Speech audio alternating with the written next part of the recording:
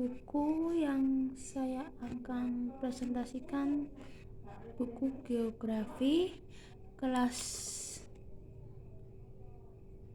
12 SMA. Kelas 12. Wilayah dan pusat pertumbuhan. Pengertian wilayah. Pengetahuan tentang wilayah untuk pertama kalinya diperkenalkan oleh Walter Isaac pada tahun 1950-an. Secara umum, wilayah diartikan sebagai permukaan bumi yang dapat dibedakan dalam hal-hal tertentu dari daerah sekitar. Konsep wilayah. Beberapa konsep wilayah antara lain wilayah alamiah, kenampakan tunggal,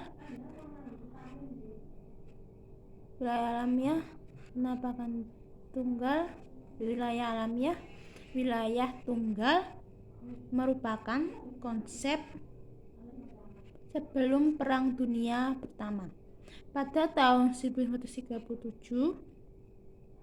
Geographical Association membuat klasifikasi wilayah, yaitu berdasarkan jenis dan berdasarkan kekhususan.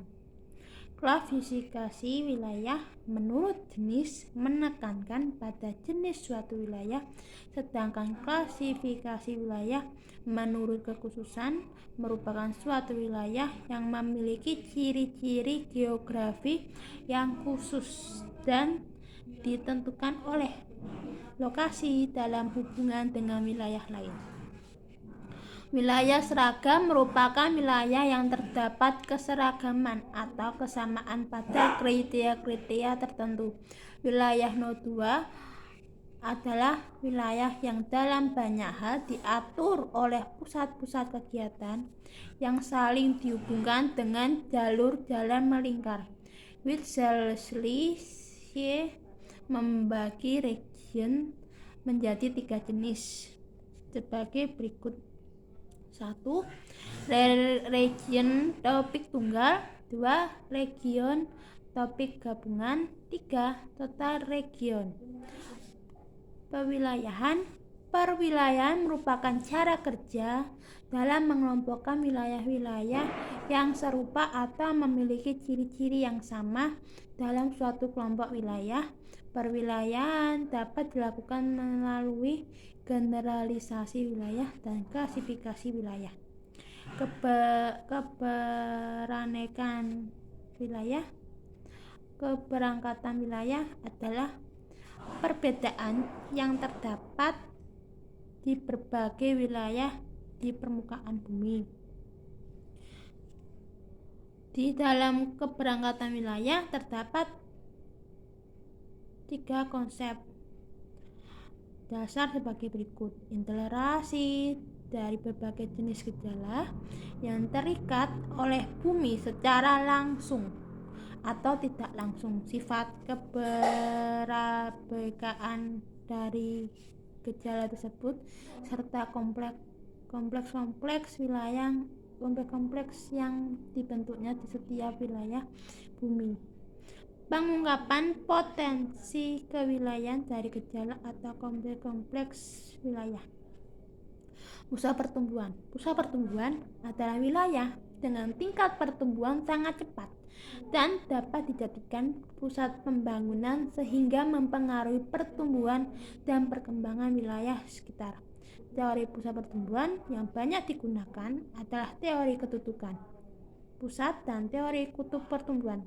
Teori kedudukan pusat dikemukakan oleh Walter Christaller, sedangkan teori kutub pertumbuhan dikemukakan oleh Pereruch. Penerapan teori pertumbuhan di Indonesia dapat diketahui dari pencemaran pembangunan selama ini dilakukan di Indonesia. Pembentukan pusat pembangunan tersebut didasarkan atas teori kutub pertumbuhan berdasarkan potensi geografis wilayah Indonesia. Pelaksanaan pembangunan dibagi menjadi wilayah-wilayah pembangunan. Pembagian wilayah tersebut mulai dilakukan sejak tahun 1974 sampai 1979. Wilayah pusat pertumbuhan industri atau WPPI adalah wilayah yang dikembangkan bertitik tolak dari pembangunan industri hulu atau industri dasar sebagai penggerak yang dapat memacu tumbuh kembang kegiatan sosial ekonomi lain untuk mewujudkan kesatuan ekonomi nasional. Keunikan wilayah Indonesia, keunikan dan perbedaan karakteristik wilayah merupakan salah satu konsep dasar geografi. Keunikan fisik wilayah meliputi hal berikut: 1. Iklim, 2. Geologi, 3. Geomorfologi, 4. Tanah, 5. Hidrologi, 6. Biota. Menurut Profesor Dr. Sutikno, keunikan wilayah Indonesia yang dapat diamati antara lain sebagai berikut: 1. Letak dan luas, 2. Kondisi iklim, 3. Kondisi geologi, 4. Kondisi geomorfologi, 5. Kondisi hidrologi, 6. Kondisi tanah, 7. Kondisi laut, 8. Kondisi flora dan fauna. Pengembangan wilayah Indonesia. Hasil pembangunan Indonesia menunjukkan hasil yang cukup baik. Namun, terjadi ketidakseimbangan pembangunan antara kawasan barat dengan kawasan timur. Jauh tertinggal dibandingkan kawasan barat. Faktor-faktor penyebab ketimpangan pembangunan antara kawasan barat dengan kawasan timur di Indonesia antara lain sebagai berikut: 1. Konsentrasi kegiatan ekonomi wilayah, 2. Penjahatan investasi, 3. Tingkat mobilitas faktor produksi antar daerah, 5. Perbedaan sumber daya alam antar daerah, 6. Perbedaan kondisi demografis antar daerah, 7. Perdagangan antar daerah kurang lancar.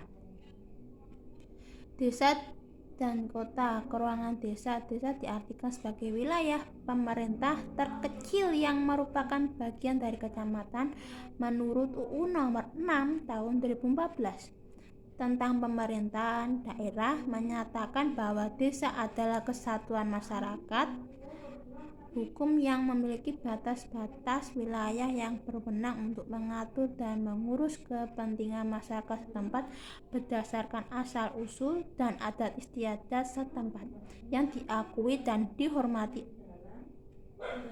dalam sistem pemerintahan negara Kesatuan Republik Indonesia.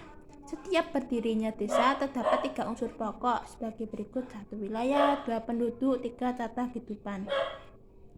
Beberapa ciri desa yang bersifat universal antara lain: desa pada umumnya terletak di atau sangat dekat dengan pusat wilayah usaha tani yang dominan adalah bidang pertanian, serta corak kehidupan masyarakat ditentukan oleh faktor penguasaan tanah. Potensi desa terdiri dari potensi fisik dan potensi non-fisik. Potensi fisik meliputi budaya, gotong royong, lembaga-lembaga sosial, dan aparatur desa. Perkembangan desa dibedakan sebagai berikut: 1. Desa swadaya, desa swakarya, 3. swasembada. Fungsi desa antara lain sebagai berikut: 1. Sebagai sumber pangan, 2. sumber ekonomi, 3. sebagai mitra pembangunan wilayah kota. Persebaran dipengaruhi oleh faktor-faktor fisik alam yang meliputi iklim, morfologi lahan, jenis tanah, dan sumber air. Terdapat juga bentuk pola desa, yaitu bentuk pola desa tersebar, memanjang, dan mengelompok. Secara umum terdapat 4 pola tata ruang wilayah pedesaan sebagai berikut: 1. Pola desa memanjang menyusur pantai, 2. Pola desa terpusat, 3. Pola desa linier di daratan rendah, 4. Struktural desa mengelilingi fasilitas. Keruang kota menurut Bintarto, kota adalah sistem jaringan kehidupan manusia yang ditandai dengan kepadatan penduduk yang tinggi dan diwarnai dengan strata sosial ekonomi yang heterogen dan coraknya yang materialistis. Ciri-ciri fisik kota antara lain sebagai berikut. 1. Ada tempat khusus untuk pasar dan pertokoan. 2. Ada tempat parkir, ada tempat rekreasi dan olahraga. Adapun ciri-ciri kota sebagai berikut. 1.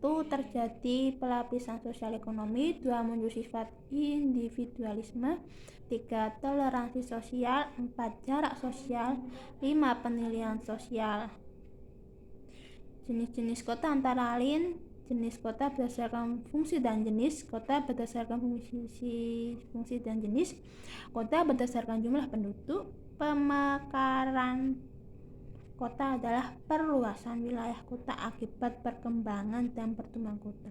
Pemekaran kota bertujuan untuk mengimbangi peningkatan kebutuhan ruang kota. 3. Cara perkembangan dasar dalam kota, yaitu perkembangan horizontal dan vertikal dan perkembangan interstitial. Faktor yang mempengaruhi perkembangan kota antara lain faktor alam, faktor penduduk, dan faktor sosial budaya. Tahap-tahap perkembangan kota menurut Griffith Taylor adalah sebagai berikut. 1. Stadium infantile. 2. Stadium juvenile. 3. Stadium mature. 4. Stadium senile. Teori-teori perkembangan kota terdiri dari teori konsentris, teori sektor, dan teori banyak inti. Interaksi desa dan kota. Interaksi menurut Joseph S. Rauchek adalah proses yang bersifat timbal balik dan mempunyai pengaruh terhadap perilaku pihak-pihak yang bersangkutan melalui kontak langsung, berita yang didengar, atau surat kabar. Interaksi dapat terjadi jika terdapat unsur-unsur antara sebagai berikut. 1. Ada komplementasi wilayah. 2. Ada kemungkinan pemindahan. 3. Ada kesempatan untuk intervensi. Oke guys, thanks for watching. Dan sekian dari saya. Terima kasih. Bye bye.